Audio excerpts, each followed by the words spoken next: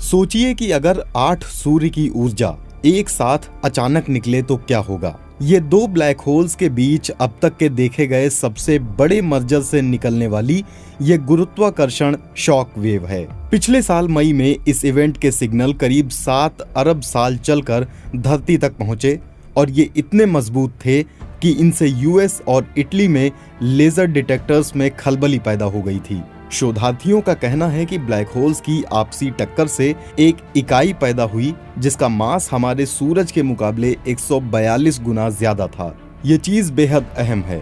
विज्ञान ने काफी वक्त से ब्लैक होल्स का पता लगा लिया था। इनमें से कुछ बेहद छोटे और कुछ बहुत बड़े थे, लेकिन इस नई पड़ताल ने एक कथित इंटरमीडिएट साइज के ब्लैक होल्स का पता लगाया है जिनकी रेंज 100 से 1000 सन या सोलर मास के बराबर है।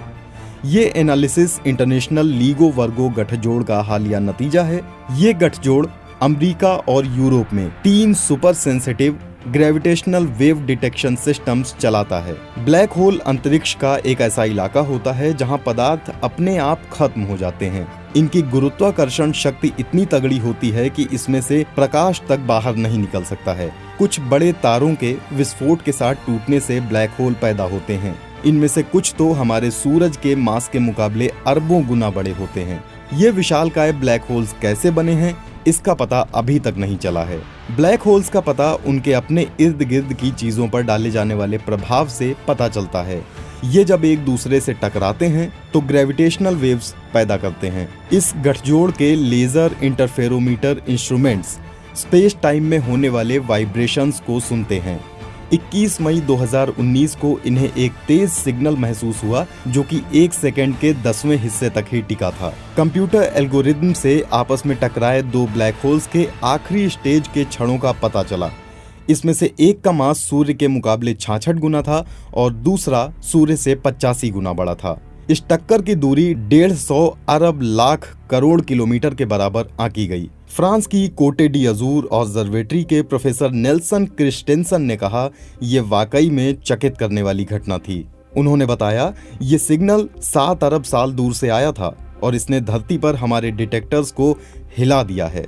ग्रेविटेशनल वेव्स जनरल रिलेटिविटी की थ्योरी का एक अनुमान है। इन्हें पकड़ने के लिए टेक्नोलॉजी विकसित करने में दशकों का वक्त लगा है। टक्कर जैसी घटनाओं के जरिए स्पेस टाइम के ताने बाने में ये तरंगे पैदा करती हैं।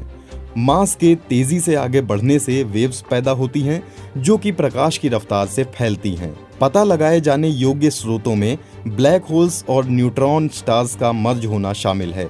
लीगो वर्गो लंबी एल शेप वाली टनल्स में लेजर्स छोड़ती हैं। ये वेव्स प्रकाश में अवरोध पैदा करती हैं। वेव्स के पता लगने से ब्रह्मांड में पूरी तरह से नई खोजबीन का रास्ता खुल रहा है। एक 85 सोलर मास के ऑब्जेक्ट के टकराने ने वैज्ञानिकों को सोचने पर मजबूर कर दिया है, क्योंकि तारों की मौत से ब्लैक होल बनने की उनकी समझ में वाकई में इतने बड़े पैमाने का अनुमान नहीं लगाया गया था। तारों का जब न्यूक्लियर फ्यूल खत्म हो जाता है तो उनके अंदर विस्फोट होता है और इससे ब्लैक होल बन जाते हैं।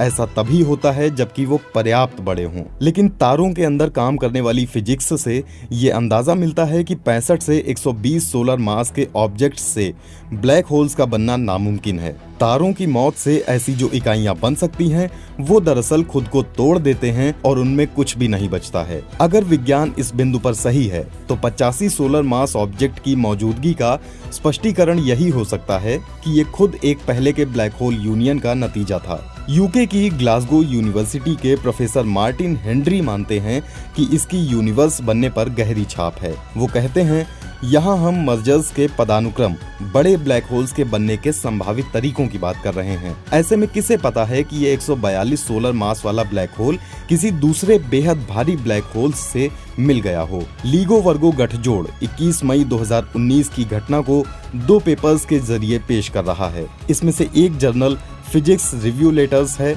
और इसमें एक खोज का जिक्र किया गया है। दूसरा एस्ट्रोफिजिकल जर्नल लेटर्स में है। इसमें सिग्नल की फिजिकल प्रॉपर्टीज और इसके वैज्ञानिक परिणामों का जिक्र है।